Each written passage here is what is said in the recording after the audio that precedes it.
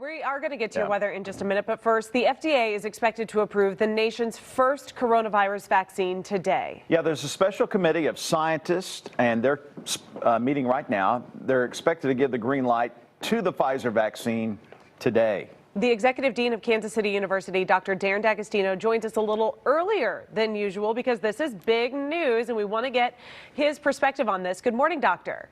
Good morning, Abby. Good morning, Mark. All right, so what is the FDA considering today before potentially approving the vaccine? And what role will the UK reactions that we talked about yesterday play in all of this? Well, I think the UK reactions and the UK distribution of the vaccine is going to help the cause. But overall, what the FDA is doing today is reviewing the data.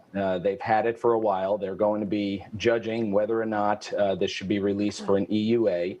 And once it's released for an EUA, it actually has to go through one more step, which will likely happen on December 12th, and that is for the Advisory Committee on Immunization Practices to take a look at this and make their recommendations for which populations should get the vaccines first, and to take a second look at that safety data. If that happens, then the first week we'll see this is the week of the 14th, so next week. Wow. There's been some criticism from people about how long this has taken. I think they applied for emergency use authorization 3 weeks ago. England's already gotten theirs. I know they have a different system, but what have they been doing the last 3 weeks? Why couldn't they have done this earlier, met earlier, and get it done?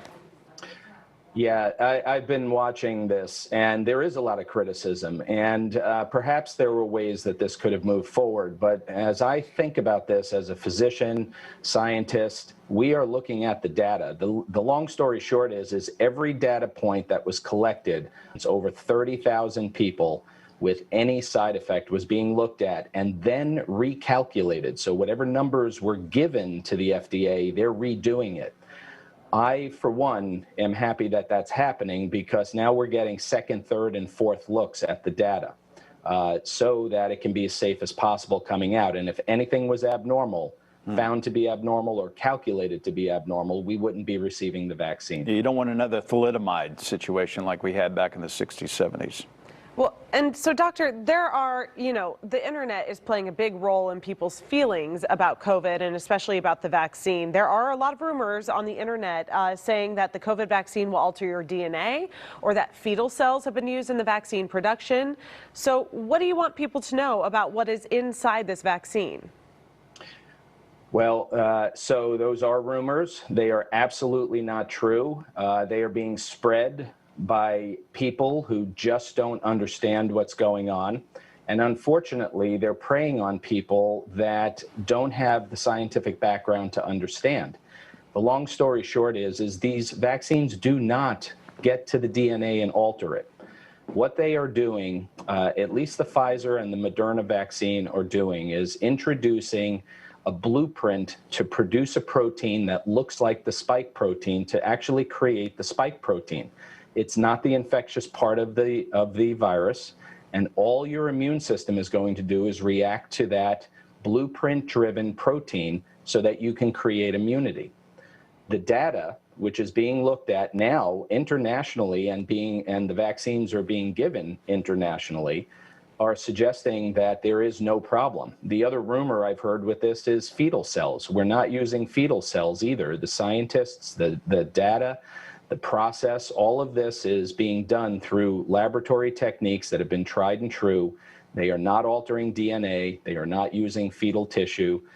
They are not going to be compromised by any of those things, and we don't have to worry about it. It's a shame that that's actually out on the internet. Emily, do we have time for one more question, or we need to go?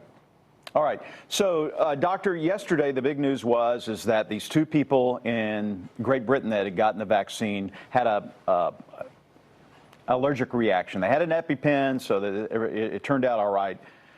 But a lot of people were like, well, why didn't they know about this in the study? And then I hear this morning, well, they excluded people with allergic reactions that have typical allergic reactions from the Pfizer study to begin with. Do you know why, if that's true, and why they excluded those persons? So the studies that were being done were looking at very specific endpoints, and those endpoints were really immune-driven reactions that allowed you to create an immunity and be protected from the virus.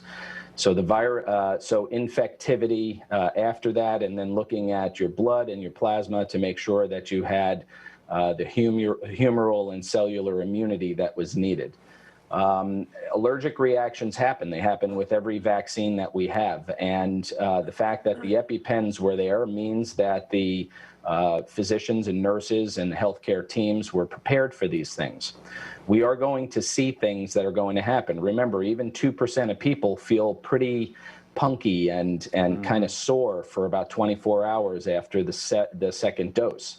Well, 2% of people is a lot of people when you start moving into the millions. Right. So we have to expect that there are going to be some reactions. The good thing is this process is going to be following everything. So we'll know much more data as it comes out. Right now, the vaccines look to be very safe, and we should be taking them in order to curb the trajectory of this viral pandemic. Gotta go. Thank you, Doc. Thanks so much. Really appreciate the time. Thanks for your wisdom.